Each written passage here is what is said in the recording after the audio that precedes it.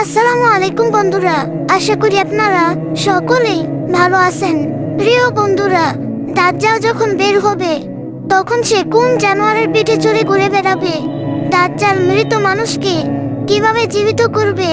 দাজ্জালের শক্তি এবং গতিবেগ কত হবে? দাজ্জাল পৃথিবীতে কতদিন থাকবে? দাজ্জালের ফিতনা থেকে বাঁচতে আমাদের কি কি করণীয়? একজন মুসলিম হিসেবে আপনার এগুলো জানা অবশ্যই দরকার।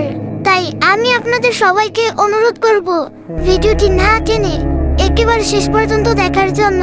তো চলুন শুরু করা যাক। কিয়ামতের বড় আলামতগুলোর মধ্যে অন্যতম একটি বড় আলামত হচ্ছে দাজ্জালের আগমন। শেষ জামানায় দাজ্জালের আগমন ঘটবে। সে এক ভয়ানক জানোয়ারের উপর চড়ে আসবে। আজ আমি আপনাদেরকে হাদিসের আলোকে দাজ্জালের বিষয়ে জানানোর চেষ্টা করব ইনশাআল্লাহ। দাজ্জালের আগমনের সঙ্গে সঙ্গে সে পৃথিবী ধ্বংসময় করে ফেলবে। অনেক শক্তি নিয়ে দাজ্জাল এই পৃথিবীতে ঘুরে বেড়াবে। মক্কা ও মদিনা ব্যতীত পৃথিবীর সকল স্থানেই সে প্রবেশ করবে। হাদিসে বর্ণনা অনুযায়ী দাজ্জালের আগমনের প্রথম দিন 1 বছরের সমান হবে, দ্বিতীয় দিন 1 মাসের সমান হবে, তৃতীয় দিন হবে 1 সপ্তাহের সমান এবং বাকি দিনগুলো বছরের সামান্য দিনগুলোর মতোই সমান দীর্ঘ হবে। নওয়াজ বিন সামান থেকে বর্ণিত, নবী করিম সাল্লাল্লাহু তাআলা আলাইহিস সালামকে দাজ্জালের গতিবিধি সম্পর্কে জিজ্ঞেস করা হলে তিনি বলেন, দ্রুতগামী বাতাস বৃষ্টিকে যেমন জ্বালিয়ে দেয়, দাজ্জালের চলার গতিও তেমন হবে। দাজ্জাল একটি গাধার উপরে চড়ে ঘুরে বেড়াবে।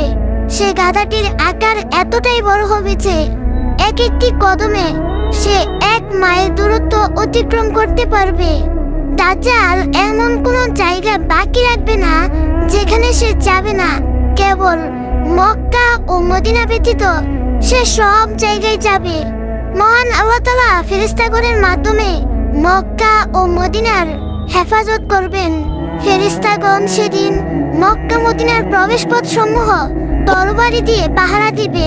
দাজ্জাল যেখানেই যাবে তার অনুসারীর সংখ্যা বৃদ্ধি পেতে থাকবে। নবী করিম সাল্লাল্লাহু আলাইহি ওয়াসাল্লাম বলেন, যে ব্যক্তি দাজ্জাল বের হওয়ার কথা শুনবে সে যেন তার কাছে না যায়। আল্লাহর শপথ, এমন একজন লোক দাজ্জালের নিকট যাবে যে নিজেকে ঈমানদার মনে করবে, অতঃপর সে দাজ্জালের সঙ্গে সন্দেহ হয় এমন জিনিসগুলো ও তার কাজ দেখে বিভ্রান্তিতে পড়ে ঈমান হারা হয়ে তার অনুসারী হয়ে যাবে। হে আল্লাহ, আমরা আপনার কাছে দাজ্জালের ফিতনা হতে আশ্রয় চাই।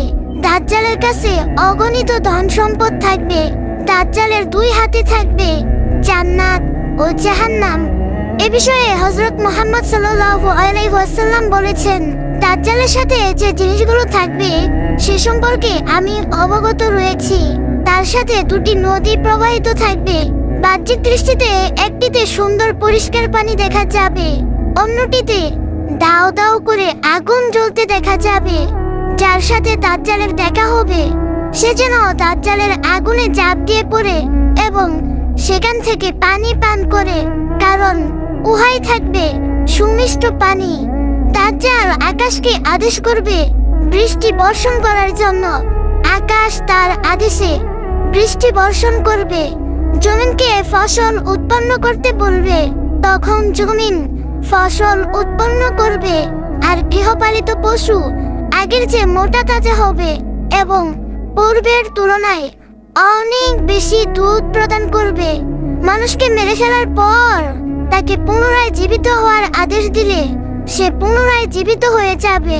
নবী করিম সাল্লাল্লাহু আলাইহি ওয়াসাল্লাম বলেন, দাজ্জাল মানুষের কাছে গিয়ে বলবে, আমি যদি তোমার মৃত বাবা মাকে জীবিত করে দেখাই তাহলে কি তুমি আমাকে প্রভু হিসেবে মানবে?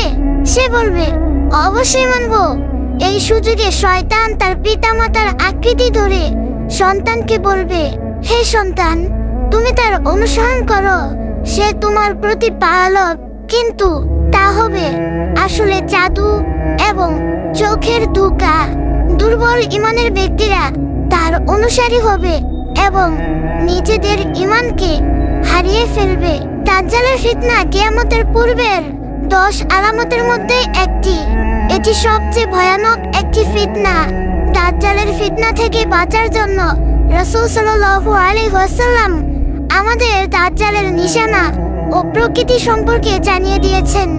হাদিস অনুযায়ী দাজ্জাল হবে বৃহদাকার একজন যুবক, শরীরের রং হবে লাল, বেটে, মাথার চুল হবে কুকড়া, কপাল হবে উঁচু, বক্ষ হবে প্রশস্ত, চোখ হবে টেরা এবং আঙ্গুর ফলের মতো উঁচু। তার কপালে 2 চোখের মাঝে বড় করে আরবিতে কাফের লেখা থাকবে। কেবলমাত্র মুমিন ব্যক্তি তার কপালের লেখা দেখে বুঝতে পারবে দাজ্জালের ফিতনা এতই বেশি মারাত্মক হবে যে আদম আলাইহিস সালামের সময় থেকে শুরু করে কিয়ামত পর্যন্ত এমন কোনো ফিতনা নেই যা দাজ্জালের ফিতনা থেকে গুরুতর হতে পারে। নবী করিম সাল্লাল্লাহু আলাইহি ওয়াসাল্লাম তার উম্মতের দাজ্জালের ফিতনা সম্পর্কে সাবধান করে গেছেন। আমাদের রাসূল সাল্লাল্লাহু আলাইহি ওয়াসাল্লাম দাজ্জালের ফিতনা থেকে বাঁচার জন্য সব ধরনের নির্দেশনা দিয়েছেন। আমরা সবাই দোয়া করি মহান আল্লাহ তাআলা আমাদের সকলকে দাজ্জালের ফিতনা থেকে বাঁচিয়ে রাখুন। আমিন।